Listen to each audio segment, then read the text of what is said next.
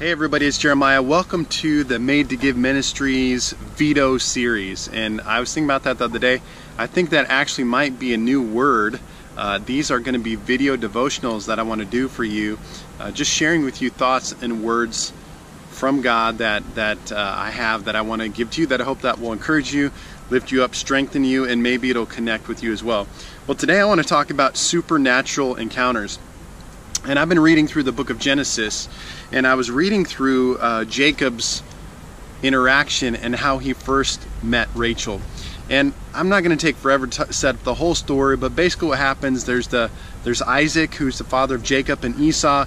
Jacob steals the blessing, and then he gets in a relational problem and crisis with his brother Esau because he stole his birthright and he stole the blessing, and now he has to flee. But before he flees, in Genesis 28, he connects with his father Isaac, and Isaac, before he departs, tells him something in Genesis 28 verse 2 and verse 1 and 2. He says, so Isaac called for Jacob and blessed him and commanded him, do not marry a Canaanite woman. Go at once to Padam Aram, to the house of your mother's father Bethuel, and take a wife for yourself there from among the daughters of Laban, your mother's brother. So before he leaves, he has one last meeting with his father Isaac, who gives them this command: do not marry a woman other than someone from our household, our relatives. And he leaves them with that, and it's a command of obedience that he should do, so he can sustain the blessing that God has spoken from Abraham, Isaac, and now through him to bless and multiply the generations. So he sets out, and then he begins to be obedient to what his father says. And then in 29, he begins the journey, and he goes to the land of what the Bible calls the Eastern peoples. And you know, he's doesn't necessarily know where he's going. He's just on this journey, and he doesn't necessarily specifically know where Laban is at.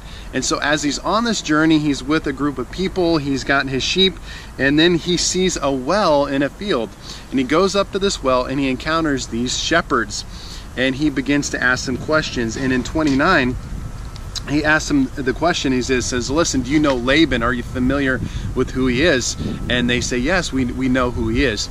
And then at that moment, as these shepherds are getting ready to water the sheep, there Rachel comes. The Bible says she was a shepherdess, and she's coming to this well with the sheep. And all of a sudden, there's this supernatural connection and this supernatural moment where Jacob meets Rachel, and then not the rest of the story is history, but he goes on to marry her, and he obeys, and the command that his father gave to him, Isaac, then comes to pass. So I want to talk about just that whole concept. Hopefully I'm making sense. Read it for yourself in Genesis 27, 28, and 29.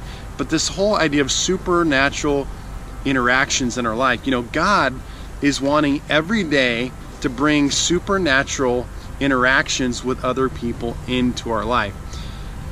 And he wants them for me, he wants them for you.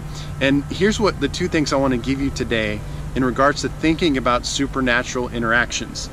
Number one, if you want supernatural interactions in your life, you're going to have to be obedient. Now, Abraham, Isaac, and Jacob. Jacob, he did some underhanded things in terms of getting the blessing, stealing the birthright, etc., etc. But in this situation, he was obedient. He was obedient to the father to not marry a foreign woman. He could have married a foreign woman. He could have disobeyed what his father said. He said, do not marry anyone outside of our family. Don't marry a foreign woman. Not because foreign women are bad, but they'll take you away from the direction God has for your life. So here's what I want to say. If you want supernatural interactions and connections in your life on a daily basis, you're going to have to be obedient. You're going to have to live an obedient lifestyle to Jesus Christ and obey his word and obey his commands in your life. When you do that, you will be amazed how God will begin to bring supernatural interactions and connections in your life with other people, circumstances, and situations. Why? Why does he do that? Why does he want supernatural interactions, connections, and relationships in our life? It's the second thing I want to speak to you today, so that we can produce the will of God in our lives. That's why. Obedience will produce the will of God in your life. So do you want supernatural connections? Do you want supernatural interactions? Well, number one, you're going to have to be obedient. You're going to have to live an obedient lifestyle to Jesus. And then when you do that, all of a sudden, God is going to bring supernatural connections into your life so that the will of God can be produced in and through you. You know, I'm praying that God would give me supernatural interactions with people so that the will of God will be produced in my life. I hope that made sense. If not, read Genesis 27, 28, 29. Read about the story of Isaac, and you'll be blessed either way. But God, I pray that we will be obedient to you so that you'll give us supernatural connections and interactions that will ultimately produce the will of God in our lives so that we can honor and glorify your name.